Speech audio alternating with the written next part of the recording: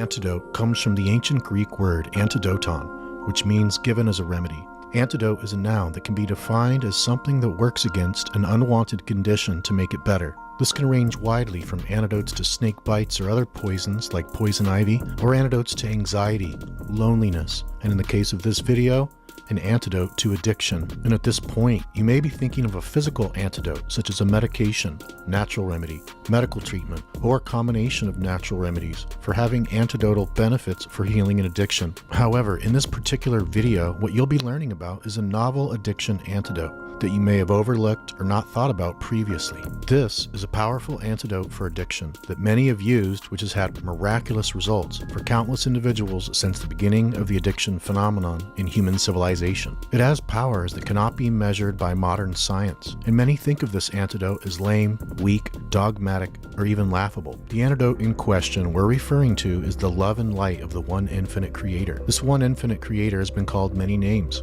God, Allah, Jesus Christ, the universe, the cosmic mind, the universal mind, and many others. Many people are turned off by the notion of an infinite intelligence that created the universe. And that is why this video title is An Antidote to Addiction and not The Antidote to Addiction. For people that are not interested or even open-minded about the learned teaching of a so-called intelligent infinity of love, light, light, love, they can find numerous other antidotes to addiction, as we assure you there are many. However, for even the most agnostic or even atheist, it could be beneficial to realize that the mind is like a parachute. It only works if it's open. So, how can this metaphysical energy act as an antidote to addiction? As stated previously, there is no way to scientifically verify this. Yet seemingly miraculous things happen when individuals surrender their ego and will in life to infinite intelligence. This is done through faith. A leap of faith is taken without any proof that things will get better, and a surrendering of the ego takes place. In 12-step fellowships, the third step is surrender the will of the ego and a humble requesting for God or some type of higher power to work its infinite powers to guide and direct the person instead. And many look upon this as weak or dogmatic, but many report instant or fast-acting benefits through this step. For Christians and other people of religious faith, this is often an easy thing to do, to surrender their ego and ask for their creator to help out. For analytical, scientifically oriented, evolution-based, and skeptical-minded individuals, this seems like nonsense. And thus, this wouldn't be a great antidote to addiction for them unless they were open-minded enough to try it out for a while and see what happens as a kind of experiment. For people that are religious, oftentimes diving deep into their religion and asking their creator to help them heal the addiction can often produce extraordinary results in their personal life. For people that are not religious but spiritual, this can often work equally well. It may seem silly,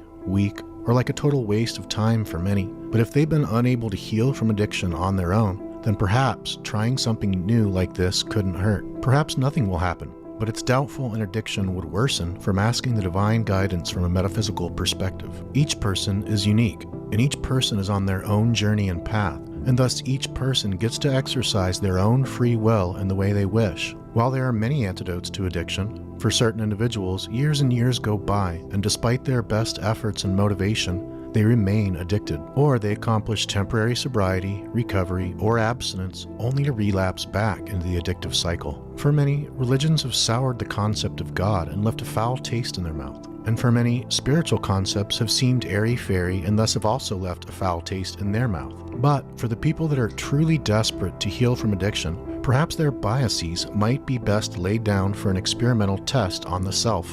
Being stuck in an addiction can feel like being a rat in a cage, running on a rat wheel, faster and faster, yet going nowhere and staying stuck in the cage. It's questionable whether or not accessing divine intelligence could even work, but again, it could be that the potential benefits are life-changing, while the potential negative consequences seem nil to none.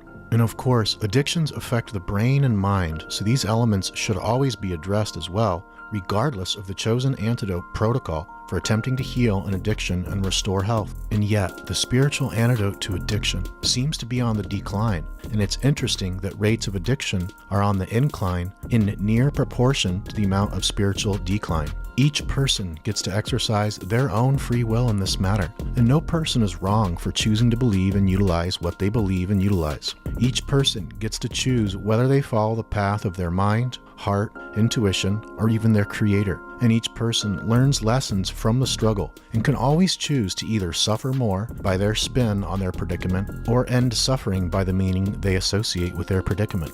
Finally, each person has untapped potential and untapped resources within their own self and outside of their own self. And these untapped resources often hold the key to help them unlock the cage they have become trapped in.